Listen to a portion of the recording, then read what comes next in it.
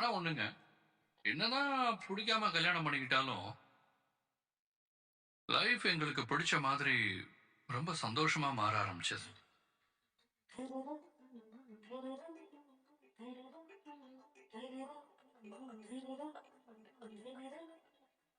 Miss,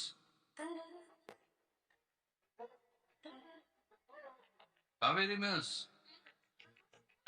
என்னாச்சு? இல்ல, இதுல நீங்க என்ன வச்சு யோசிக்க சொன்னீங்களா? அதனாலயோ என்னமோ தெரியல, நீங்க சொன்ன விஷயம் எல்லாமே எனக்கு ஏற்கனவே தெரிஞ்ச மாதிரியே இருந்துச்சு. சீக்கிரமே உனக்கு எல்லாம் தெரிய வரணும்னு தான் காவேரி நான் இவ்வளவு போராடுறேன். நீங்க உங்க வைஃபை இவ்ளோ லவ் பண்ணிருக்கீங்க. அப்புறமா எப்படி நீங்க 2 பேரும் பிரிஞ்சீங்க? சரி, இப்ப அவங்க எங்க இருக்காங்க? நீங்க ஒண்ணு பண்ணுங்க. அவங்க அட்ரஸ் இல்ல ஃபோன் நம்பர் என்கிட்ட குடுங்க. நான் அவங்க கிட்ட பார்த்து பேசி கூட்டிட்டு வந்துறேன்.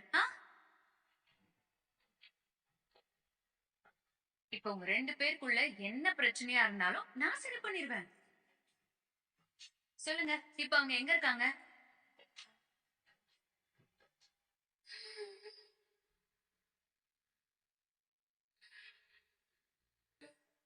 சார், உங்களை தான் கேக்குறேன். உங்க வைஃப் எங்க இருக்காங்கன்னு சொல்லுங்க.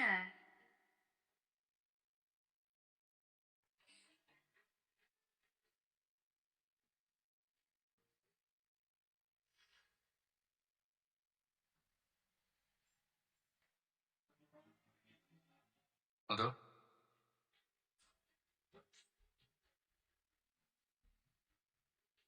உங்க வீடு வந்துருச்சு, இறங்குங்க. இல்ல சார், உங்க வைஃப் எங்க? ஸ்கூலுக்கு டைம் ஆச்சுல்ல மிஸ், உங்களுக்கு சீக்கிரம் போய் ரெடி ஆகுங்க.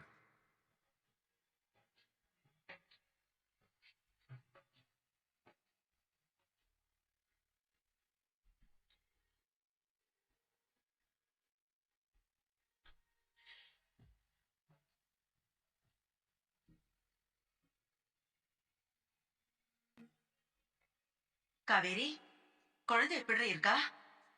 நல்லா இருக்காம்மா. ராத்திரி தூக்கத்துல ரொம்ப பயந்து அழுதா. ஆனா இப்ப ஓகே தான். அந்த குடும்பத்து மேல இருக்கிற கோபத்துல இப்படி சின்ன குழந்தைய குடும்பப்படுத்த துணிஞ்சிருக்கானே அந்த பாவி. எப்படியோ ஒட்டு மொத்தமா அவன் ஒழிஞ்சானே, அதுவே நமக்கெல்லாம் பெரிய நிம்மதி. நம்மள மாதிரியே அவங்க குடும்பம் அந்த ராகவாலையும் பசுபதியாலையும் பாதிக்கப்பட்டிருக்காங்கன்னு தெரிஞ்சப்போ ரொம்ப ஆச்சரியமா இருந்துச்சுமா.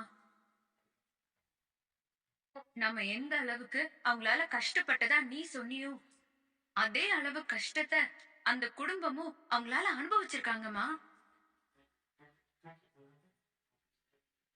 இதுக்கு மேலயும் அவங்கள சும்மாவே விடக்கூடாது. அவங்களுக்கு இன்னும் கஷ்டத்தை கொடுக்கணும்னு தான் அந்த ராகவ் குழந்தைய கடத்திருக்கான். கடைசியில அவனுக்கான முடிவை அவனே தேடின மாதிரி ஆயிடுச்சு. அடுத்தவங்கள கஷ்டப்படுத்தி வாழணும்னு நினைக்கிற ஜென்மங்களுக்கெல்லாம் இதுதான் காவேரி முடிவு. இனிமேலாவது அந்த குடும்பம் யாராலையும் எந்த கஷ்டமும் வராம நிம்மதியா இருக்கட்டும்டி. சரி, உனக்கு ஸ்கூலுக்கு நேரமாச்சு. நீ போய் குளிச்சுட்டு ரெடியாகு.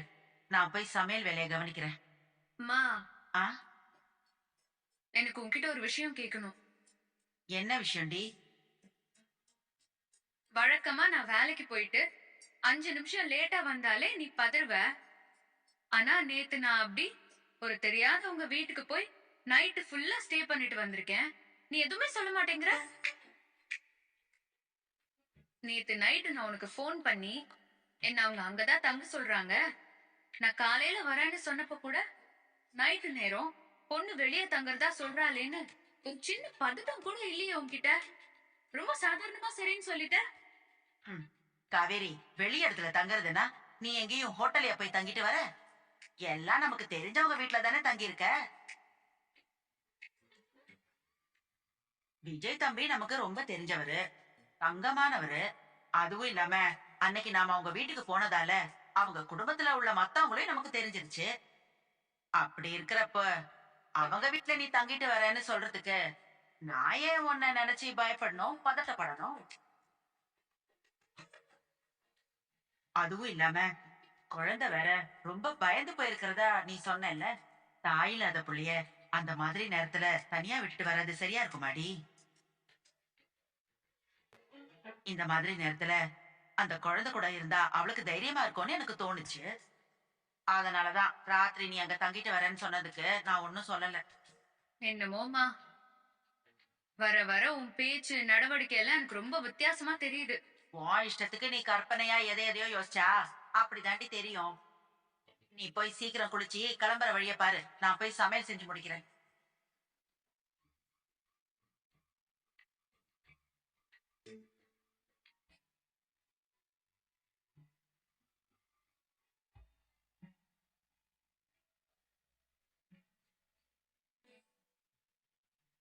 மாமா,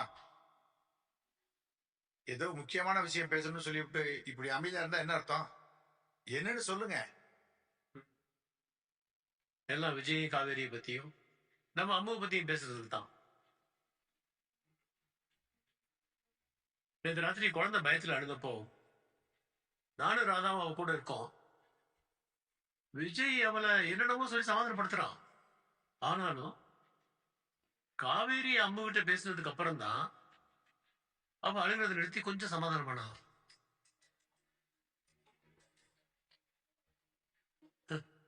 அவங்க ரெண்டு பேரும் ஒருத்தருக்கு ஒருத்தர் உண்மையில யாருன்னு தெரியலனா கூட அவங்களுக்குள்ள ஒரு அம்மா பொண்ணு உறவு இருக்குங்கிறது அவங்கள அறியாமலே அவங்களுக்கு பிடிச்சிருக்க போல. அதான் ரெண்டு பேரும் மனசளவுல அவ்வளவு நெருக்கமா இருக்காங்கன்னு நினைக்கிறேன். உண்மைதான் மாமா, நான் அதை ஒத்துக்கிறேன். நம்ம அம்மாவை கண்டுபிடிக்கிறதுக்காக நாங்க போனப்ப அவ எங்க இருப்பா, அவளை சீக்கிரமா பாத்திர மாட்டோமான்னு காவேரி துடிச்சு போயிட்டா தெரியுமா?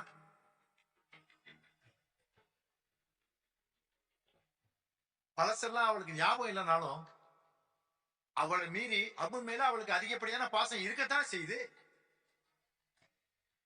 அது நேத்து ஒரு நாள் ராத்திரில எனக்கு புரிஞ்சிருச்சு மாமா.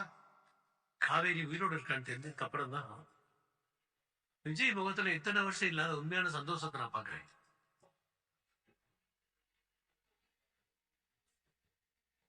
நம்ம அம்மாவும் பாருங்களேன், காவேரி கூட இருக்கிறப்பெல்லாம் தான் அவ்வளவு சந்தோஷமா இருக்கா. அந்த சந்தோஷம் அவங்களுக்கு நிரந்தரமா நடிச்சிருக்கணும்னு நான் நினைக்கிறேன் மாப்பிள்ள. அதுக்கு புறப்படி செய்ய வேண்டியது நம்ம ஏன் செய்யக்கூடாது? புரியலையே மாமா. காவேரிக்கு பழசெல்லாம் ஞாபகம் வரும்னு இத்தனை வருஷம் அவங்க குடும்பம் காத்துட்டு இருந்தோம். இப்ப வரைக்கும் அவளுக்கு எதுவும் ஞாபகம் வந்த மாதிரி தெரியல.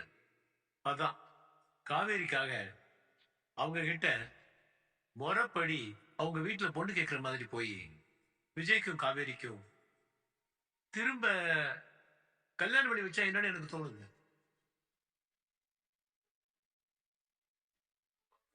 என்னன்னா அவங்க சேர்ந்து இருக்க கூடாதுன்னு நம்ம நினைச்சதே அந்த பசுபதி குடும்பத்துக்கு பயந்துதான். அதான் இனிமேல் அந்த தொந்தரவு இருக்க போறது இல்லைங்கிற போது பழையபடி விஜய் காவேரியும் புருஷன் பொண்டாட்டியே சேர்ந்து வாழ்ந்தாதான் என்ன?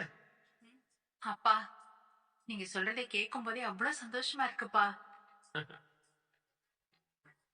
இத்தனை வருஷத்துக்கு அப்புறமா விஜய் காவேரி ரெண்டு பேரும் திரும்ப சந்திச்சுக்கிறப்போ பழைய மாதிரி அவங்க ஒருத்தர் ஒருத்தர் விரும்புவாங்களா, கல்யாணம் பண்ணிக்குவாங்களான்லாம் எனக்கு தெரியல. விஜய்க்கு அந்த ஆசை இருந்தாலும் காவேரிக்கு பழசெல்லாம் ஞாபகம் வந்து அவங்க கூட சேர்ந்து வாழறதுக்கோ இல்ல எதுவுமே ஞாபகமே வராம இப்ப இருக்கிற விஜயை பார்த்து பிடிச்சு போய் அவனை கல்யாணம் பண்ணிக்கிறதுக்கு சம்மதிக்கிறதுக்கும் இன்னும் எத்தனை நாள் ஆகும்னு நம்மளால சொல்லவே முடியாதுப்பா.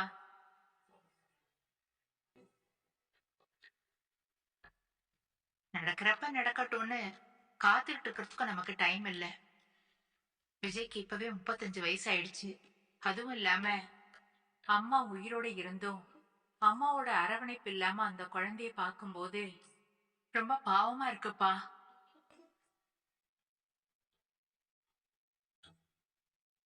அவளுக்கு பழசெல்லாம் ஞாபகம் வந்தா வரட்டும், இல்ல வரலனாலும் பரவாயில்ல. நாம அவங்க அம்மா கிட்ட பேசி இவங்க ரெண்டு பேருக்கும் புதுசா கல்யாணம் பண்ணி வைக்கிற மாதிரி பண்ணி வச்சிடலாம். என்னங்க நான் சொல்றது? மாமா சொன்ன மாதிரி இத்தனை வருஷம் நம்ம யாருக்காக பயந்துகிட்டு இருந்தோமோ அவங்களால இனிமே நமக்கு பிரச்சனை இல்லை ஆனதுக்கு அப்புறம் விஜயும் காவேரியும் சேர்ந்து வாழ்றதுல எனக்கு எந்த ஆட்சேபனையும் இல்லை. ரொம்ப சந்தோஷம் மாப்பிள. அப்பா ஆ? விஜய் கிட்ட இத பத்தி அவன்கிட்ட சொன்னா அவன் என்ன வேணாம்னு சொல்ல போறான்? முதல்ல பெரியவங்க நாம தான் கலந்து பேசிட்டு அதுக்கப்புறம் அவன்கிட்ட சொல்லிக்கலாமே. ம் சரிப்பா.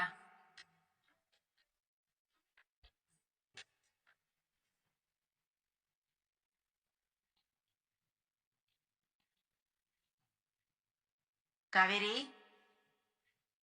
உன் டிஃபன் பாக்ஸ் இங்க வைக்கிறேன்டி. போறப்ப மறக்காம எடுத்துட்டு போ. சரிம்மா.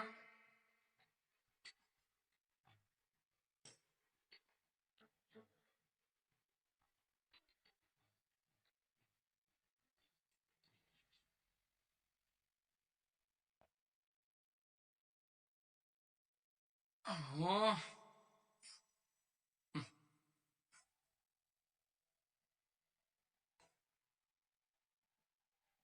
இந்தா, சாப்பிடு.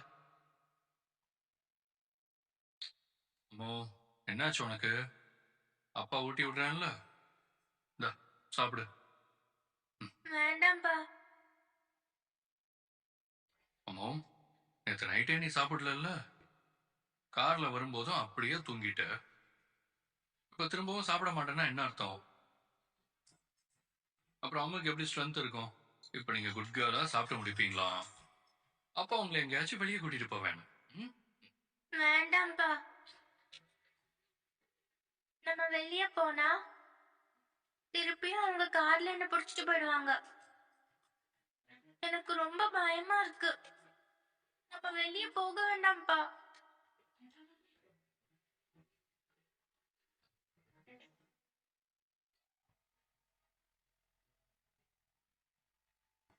ஓ, இது பாரு செல்லகுட்டி, இங்க பாரு, நீ பயப்படுற மாதிரிலாம் ஒன்றும் நடக்காது. அதான் அப்பா உன் கூட வரான்ல, நீ தைரியமா வரலாம். எனக்கு உன்னை கார்ல கூட்டிட்டு போனவங்கள போலீஸ் பனிஷ் பண்ணிட்டாங்க. இனிமே அவங்க ஒன்னையோ இல்ல உன்ன மாதிரி வேற பாப்பாவையோ எதுவுமே பண்ண மாட்டாங்க, பண்ணவும் முடியாது. ப்ராமிஸ்? ப்ராமிஸா? அதனால அம்மு குயிக்கா சாப்பிட்டு முடிச்சாதான் நம்ம உடனே ரெடியாகி எங்கேயாச்சும் வெளியே போயிட்டு வரலாம். சரிப்பா. இந்த இரு. சமத்து குட்டியா அப்படி சாப்பிடுவீங்களா? அம்மா பிரேவ் கேர்ள்ல. நாங்க காட்டுங்க.